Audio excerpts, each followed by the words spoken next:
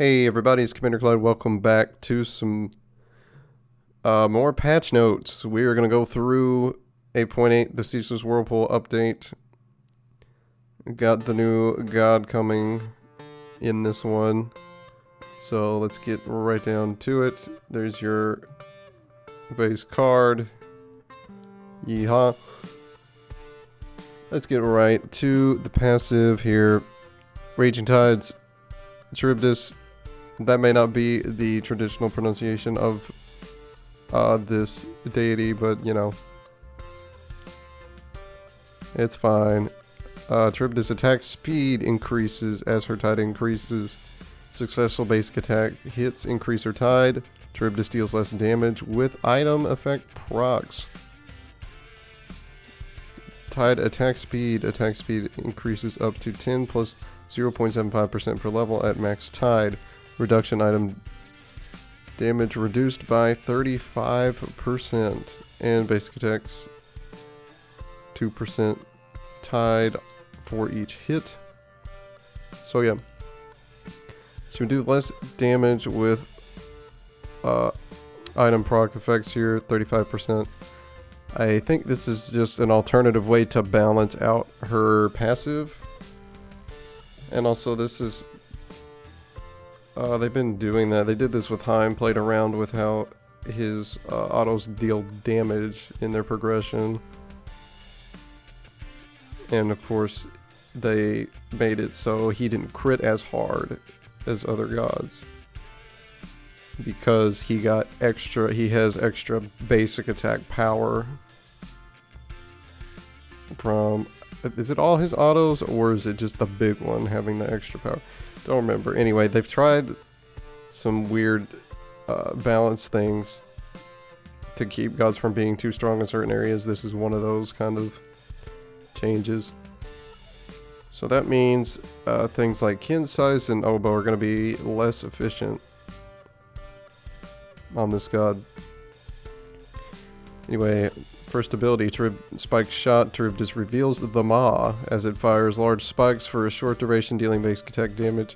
These projectiles pass through minions and are wider and faster than normal basic attacks. On hitting enemy gods and walls, the spikes splinter, dealing additional damage. Minion damage go to 60 up to 100% scaling of damage. Splinter damage is 10 plus 10 up to 30 plus 10%. Splinter tide is 2% tide per hit. Duration 4 seconds, cost 50 to 70, cooldown 14 seconds. If you want to know what the Maw is, it's this guy. It's not a great illustration of it. Basically, it's a giant angler-looking fish thing that's on her arm. And it's technically supposed to be her true form or whatever.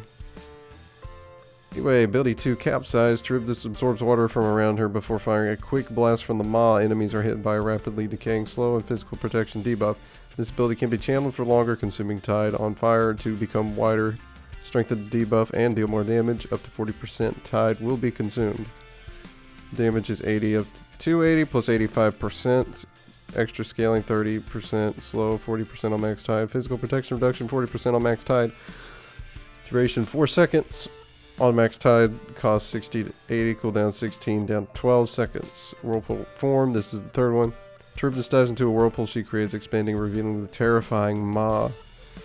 CHARYBDIS moves faster and deals damage to enemies caught in the area. This ability can be amplified by toggling it again, spending 30% tide. Doing so increases damage dealt and movement speed, as well as providing extra damage and knockup on exiting. While submerged, CHARYBDIS is untargetable and immune to damage for up to 3 seconds. So there is movement speed, so I guess you can move in this. I wasn't sure when I first saw this if it was going to be like a stationary ability to balance her being untargetable and immune to damage. I have to see how it looks. Damage 10 to up to 30 plus 5% of your physical power every 0.5 seconds.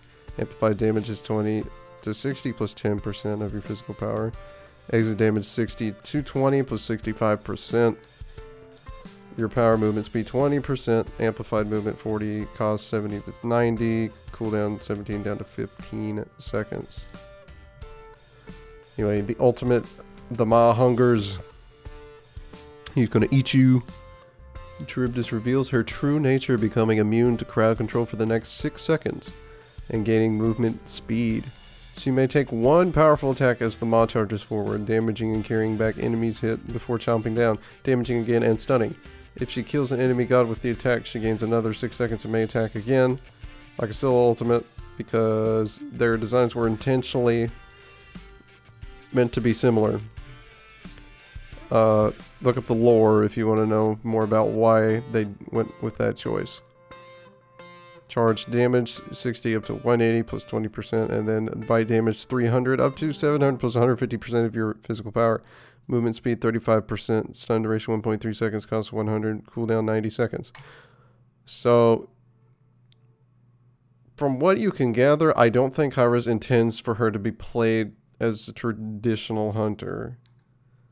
This screams to me like you want to build a lot of power, even though, yes, her passive works with auto attacks, with basic attacks. Do you really want to be focusing that when you got, this is 280 plus 85, you have this giant thing here, and then this does, there's lots of damage here and other things happening that make her feel like, you know, she could play mid pretty easily. She could be a jungler, even. And then stuff with the base damage like this, obviously we're going to be trying solo lane, because we have to. That's kind of an obligation for me. So we'll see what that does there. It looks like it's going to be pretty different. This ability is interesting and has the potential to be a little too good. We'll see what happens from there. Here's a bunch of skins that I'm not going to talk about because I don't talk about skins in these. If you want to see the skins, you can look at the VOD for the update show and whenever they post it on YouTube. Anyway, update release, Court of Midnight event, Space Crusader chest, August 24th, we get the whole thing. CHARYBDIS Odyssey calendar event, Odyssey chest, Sakura chest.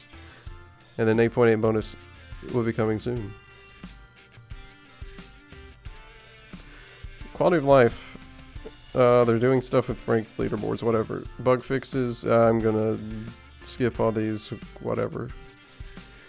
We get to the big stuff here. Here the game modes. Chinese Joust is returning.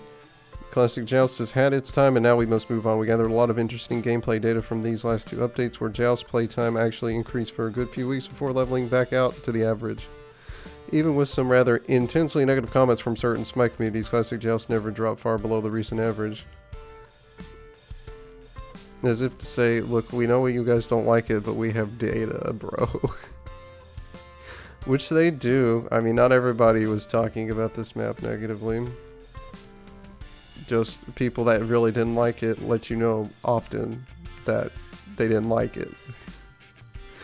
Anyway, we're excited to move on to the next Joust map of the rotation, Chinese Joust, which originally debuted in Season 3. There were some issues with XP trailing behind gold in this map as well, so the splitting coefficient has been updated to match modern SMITE maps. There are also some smaller quality of life and bug fix updates, but no major balance changes. We know this map is highly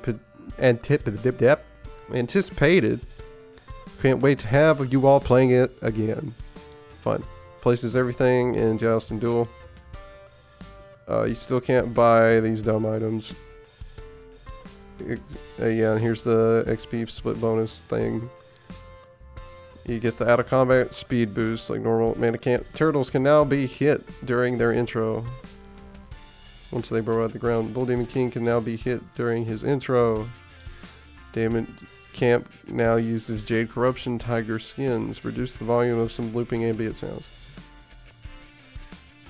Conquest. Since the mid-season update, jungle buff camps have some more complex interactions which we're slightly adjusting the rules to. In the next update, you will need to clear and pick up a new enhanced buff to keep that aspect of the buff, and the green buff will no longer freeze enhancement durations. We want each round of enhanced buffs to be its own unique game loop. In the previous system, allowed players to keep enhancements much longer than intended and also prevented certain types of buffs from refreshing properly. The Draugr has become a fun mini objective, which has added some new gameplay options to do. This objective provides golden experience, but we like to see people value this buff effect a bit more. Which you guys will notice me trying to get value of that back in the ROM carry video earlier this week. There was a fight breaking out in the jungle. I took Draugr first because we were probably going to get fire and push off that. I was like, I want the Draugr buff for us in case things don't go well. So I did the thing.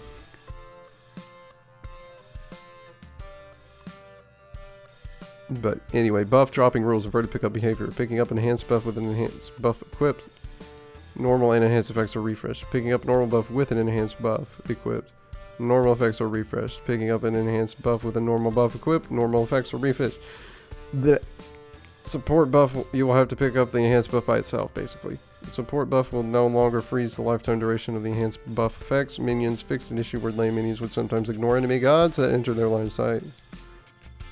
They always try, and it never seems to work. The minions always bug out somewhere, which isn't their fault necessarily, because again, like I've said, they've continually tried to update the AI with the lane minions so they properly function with line of sight. Anyway, Draugr added global death sound, reduced the volume of his intro and death sounds, fixed an issue where his knock-up ability could still CC targets who were CC immune and knockback immune. As you could have seen in an SPL game where Neilma got knocked up even though he was playing Terra and had a stone on the ground. He still got knocked up by the Draugr. Anyway, Draugr's boon increased the amount of mitigations that structures receive from this buff from 5% per stack to 7% for a total of 21. Support starter items. Support starter items currently can be upgraded to level 17, which is different from the requirement of 20 on our other starter upgrades. This was selected at the start of Season 8 because it seemed to put supports in line with upgrading it around the time of all other members on their team. The removal of boots in 8.7, as well as the continued optimization of Season 8 by our players, has drawn attention to a different issue: how much gold supports have to upgrade with. We are lowering the cost to upgrade support starter items to better reflect the current pacing of Conquest. Warframe Sentinels given benevolence will now only require 1,250 gold to upgrade. Anyway, Bracer of Radiance has the artwork. They've increased the movement speed aura from 10 to 15%. And then the upgrade buff has gotten increased power aura from 10 to 15%. Nice. Sunder, having 2 charges, too good. They've increased the cooldown from 110 to 125 seconds. And decreased the damage amplification on the upgrade to 7%. Yes, because that is getting abused to heck. Karen's Coin decreased magical power from 80 to 70. This change also applies to the evolved form because people are building this all the time. And they're just nerfing it. Frostbite Hammer nerf. Saw this one coming probably. Decrease health from 300 to 250. Decrease movement speed slow from 30 to 25% for melee attacks. Decreased movement speed slow from 20 to 15% on ranged attacks. Data Emperor's count increased physical power reduction from 20 to 25. I mean, no one's building this. More efficiency, you know, because its counterpart does 50 power on magical gods, which would be Runic Shield. Those of you who don't know. Probably puts it more in line. It's also good against gods that you would typically want this item against. Because there's... I mean, while you're building it against a solo laner usually too, but you got the jungler too. And only having 20 power reduction is not great if you're going to get blown up by a jungler. So, how did the Nemi line increase physical protection from 75 to 80? Decrease protections needed per stack of block from 120 back to 100. Because again, since Shell doesn't provide it, they say we want a new item, but also this isn't getting built. Bulwark of Hope. Increased magical protections from 60 to 80. That's really good. The shield provided by Bulwark of Hope will now be based on 15% of your maximum health. What? What? This thing is huge, bro. If I've got 3,000 health. Bro, wait a minute.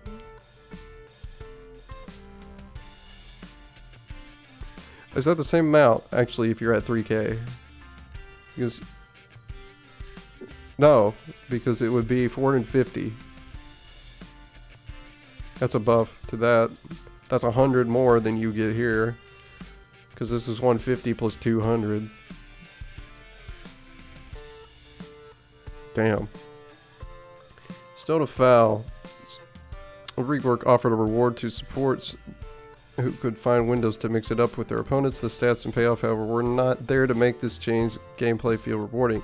Solid boost to its defense and a more rewarding proc should alleviate that. And open it up to experimentation. Increase health from 150 to 200. Increase physical protection from 30 to 40. Magical protection 30 to 40. Increase passive buff from 2 to 3% per stat. Blackthorne Hammer, no one's building it. Increase physical power from 35 to 40. Increased health from 350 to 400. Good. Why? That's a lot. We think we simply over-nerfed it. Well, okay. Increase the duration of the pass from 4 to 6 seconds. Oh, took the nerf too far. Okay, whatever.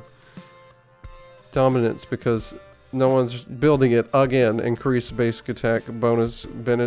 Penetration from 10 to 15%. I thought it was... No, it's 10 because it has 20% on the base stats. Don't know.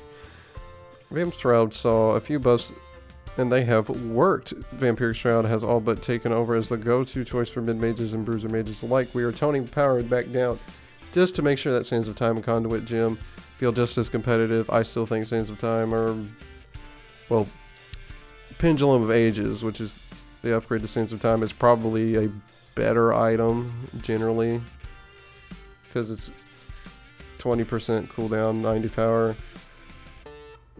Gives you bonus MP5, and you get more power based on your current mana, which gives that massive synergy against Book of Thoth, with Book of Thoth, and I don't know why people aren't doing that anywhere with builds, but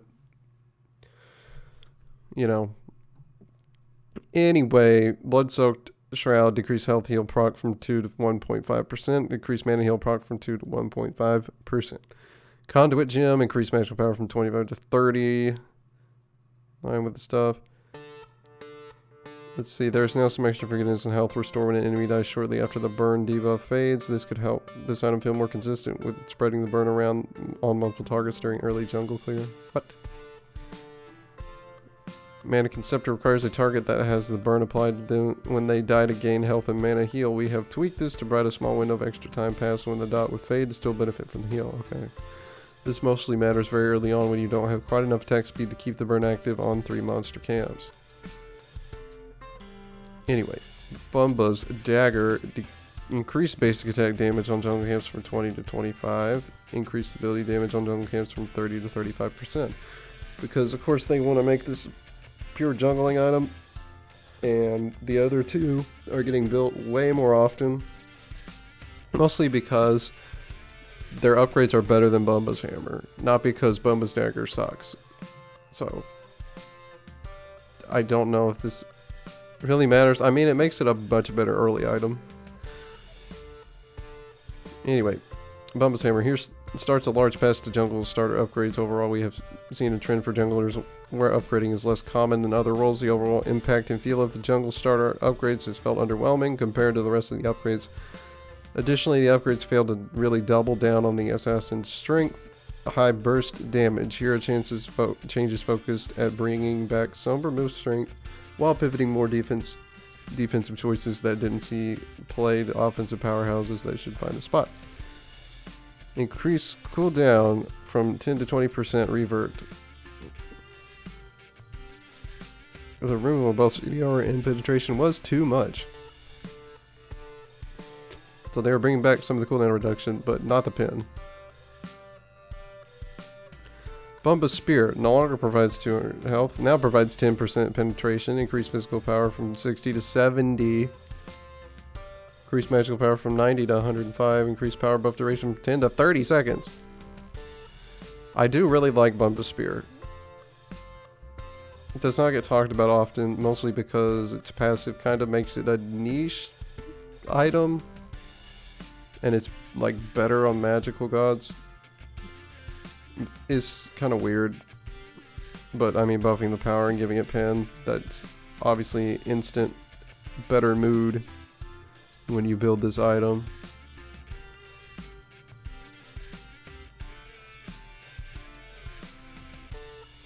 So yeah, they're gonna focus it on just being an offensive item. No health for you. Protector of the Jungle saw quite a few nerfs upon the initial release in Season 8, and after quite a bit of time and balance, we think we overdid it. We are bringing back the offensive strength of this item, reverting some key nerfs to the passive power gain and raw power provided by the item. Increased passive power increase from 12 to 15%. Note the protection increase remains at 12%. Increase physical power from 55 to 65, revert. Increase magic power from 80 to 100, revert. That is a dangerous number for this item because it also gives you protections. And Seer of the Jungle is getting an offensive bump. Obviously keep it in line. Increase physical power from 60 to 70. Increase magical power from 90 to 105. Increase passive duration 15 to 20 seconds. Gilded Arrow, decreased cost from 700 to 650, increased basic attack power from 15 to 20 because, well, people aren't really buying this thing. War Flag, increased gold reward from 8 to 10. Benevolence, decreased the experience and gold earned from any time you would gain either resource from slain enemies from 90 to 85. The full loss reward still goes to an ally within 40 units of you. And good old Animosity, decreased damage proc from 4% of your max health to 3. Yeah, short and sweet, pretty simple. Tiamat, a high level frustrating to play against. Yeehaw, decreased magical power scaling from 60 to 50 on consume. Outburst, decreased magical power scaling from 50 to 40%. Raijin's kind of on the top of the meta right now. They want to be careful with him though, I think, because he's been at the top of the meta right now for longer than he's ever been. So Raiju will get decreased bounce tick damage from 14 to 50 down to 14 to 42. Nerf that just a little bit. Keep him balanced. And again, Jormungandr, who no one still wants to play, increased basic attack damage from 10.4 to 11.2. I mean, they're begging you to pick this god. Venomous Haze, increased base damage per tick from 5 to 45 to 10 to 50. Ooh, 10. 5 more damage at rank 1, bro. That's sick. Consuming Bellow, increased magical power scaling on bonus damage from 5 to 10% per stack. Attack 3 times. Increased duration of the empowered basic attack buff from 1.5 to 2 seconds per stack. Just like, they are begging you, dude. Bellona. Bellona was a goddess we held buffs for to see how changes to Death's Toll, Berserker Shield, and Shogun's Kasari affected her. While her item builds have gotten stronger, other basic attack warriors have seen more success, indicating she needs some core strength buffs to help her out. Shield Bash and Scourge are seeing cooldown reductions. I hate Shield Bash, allowing her more frequent access to her unique utility. Additional Shield Bash will hit just that much harder, allowing her to be more threatening over the course of the fight. Shield Bash increased physical power scaling from 40 to 50%, increased cooldown for decreased cooldown from 15 to 14 seconds. Scourge, however you want to say it, decreased cooldown from 20 to 16 to 18 to 14 seconds. Amaterasu, similarly to Bellona, other gods are performing better. In general, increased attack speed per level from 1.2 to 1.4%. Glorious Charge has had its cooldown reduced from 18 to 16 seconds. Calder's getting more buffs. Scotty slid out of the meta and has struggled to remain competitive with other hunters. We want to play up her unique strengths, rewarding skilled control of Calder and giving her more frequent access to Permafrost. Rune of the Hunt. Increase Calder's base attack damage from 40 to 80% to 50 to 80%. Okay. So bottom end buffs to that. It's the same at rank 5. Permafrost decrease cooldown from 18 to 16 seconds.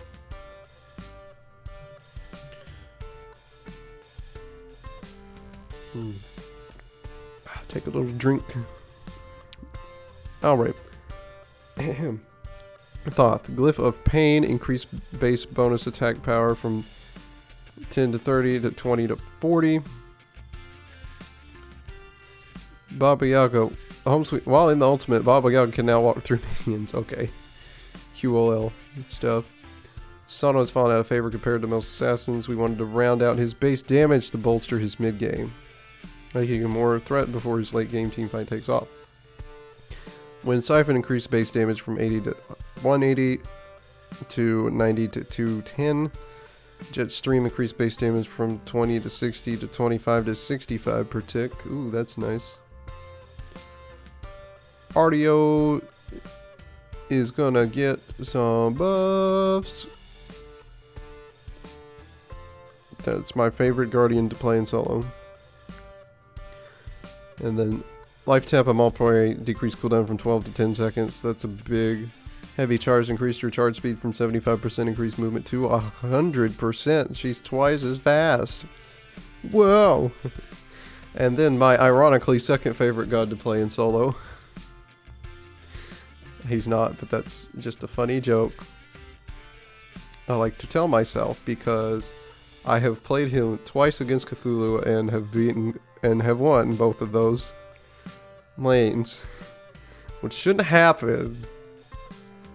I guess Kuzenbo's just that good. What are you gonna say? Anyway, increased base damage on his Nana Kappa throw from 70 to 210 to 80 to 240. Yeah, bro, damage. And then Naja Flaming Spear decreased cooldown from 18 to 14 to 14 seconds at all ranks. Congratulations, you're at the end. For those of you who made it this far, thank you for watching. Like and subscribe if you enjoyed that patch notes update. Leave a comment down below. If you want, as always, check the helpful links down in the description. And I will see you guys next time for some more Smite. Have a good one.